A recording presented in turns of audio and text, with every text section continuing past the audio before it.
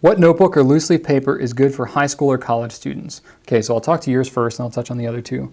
So basically the one notebook that I always point people to whenever they're talking about being in school is Clairefontaine has a notebook. It's the product code C8267. Okay, so it's the only product that they have that's in the US anyway, that is an 8.5 by 11 size. That's an American standard size. Everything else Clairefontaine is all European sizes, A4, A5, all that kind of stuff.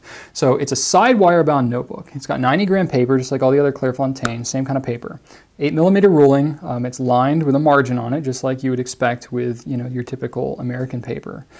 It is 3-hole punched, which is cool, and it's micro perforated, so you can write in it, you can tear out the sheet. It's pre-punched with the 3 holes, and you can put it in a notebook, which is cool. It's great for students. It's got 90 sheets, so it's much thicker than your regular Clairefontaine notebooks. It's like the thickest one that they have. It's $12, so it's kind of expensive, but that's the only downfall, really.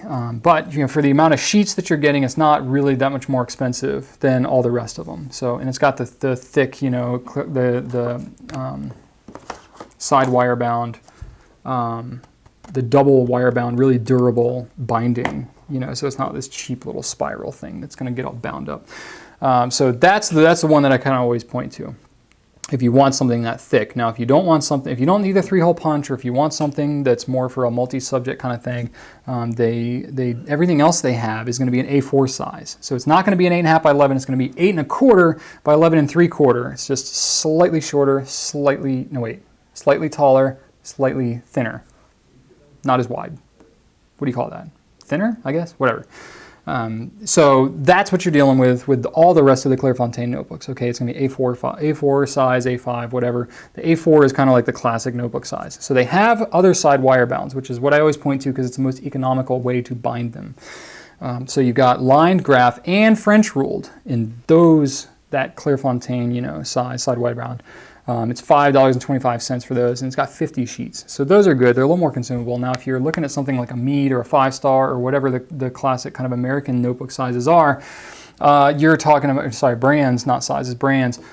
Those you're looking at like $1.50 a piece, something like that. So the Clairefontaine is going to be considerably more expensive. A lot of the reason for that is it's got to be imported from overseas, and so it just makes everything much more expensive. The paper quality is better, yeah. So you are paying more for the paper. You're paying more because you've got to cart it over here from France. So that's tough. So hopefully that helps you out there. You asked about loose leaf paper too. Oh gosh, well, that kind of leads me into with Joshua K, you were asking me on Facebook, who makes the best lower cost loose leaf paper, be it fancy French brand or not. So Clairefontaine does make a loose sheet paper. It is bizarre because it's got this multi-hole thing going on. So it's basically just got like holes all over the place on the side. We special ordered it once, like 3.5 years ago, back before we really knew anything what we were doing in this business. We special ordered it. It was heavy. It was expensive. Did not sell very well for us. Even though we had a lot of people asking for it, no one really bought it. That was kind of a problem for us in the early days of our business. But anyway, so it does exist. It's not imported regularly into the US. There might be a couple of retailers that have special ordered it themselves that you might be able to find. We don't carry it though.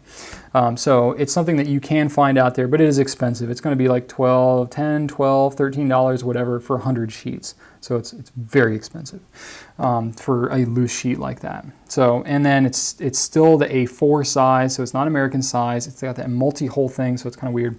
But it's there, so if you want something lined or French rolled or whatever, that's what you can get. I don't really know of anything else that is really fountain pen friendly, that's loose sheet. I know Moleskine has some loose sheet stuff that I have not heard is great with fountain pens.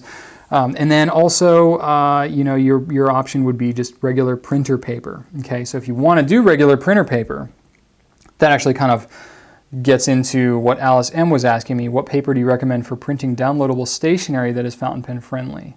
That I get asked a lot of times about, what's the best loose leaf paper. I can say if you've ever ordered from gouletpens.com, you know that we handwrite notes on the invoices, and what we use is HP 24-pound premium or HP 24-pound LaserJet. They used to have a 28-pound, which was great, but they discontinued that. The 24-pound is not quite as ideal, but it is very economical, which is why we use it, because we print, a fair number of those things. So we use it. It's fountain pen friendly. It's affordable, especially because you buy it in a ream and it lasts a long time. If you want really, really good stuff, you can. And if you're, it's worth it. If you're buying a ream, unless you really go through paper like we do, you could buy the HP 32-pound premium laser paper. That stuff will run you about $20 a ream, which is 500 sheets. In the grand scheme of things, that's really not that much, especially if you consider what you pay in a bound notebook, for the same kind of thing like in Clairefontaine or whatever. But that stuff's really good, so I recommend trying that out.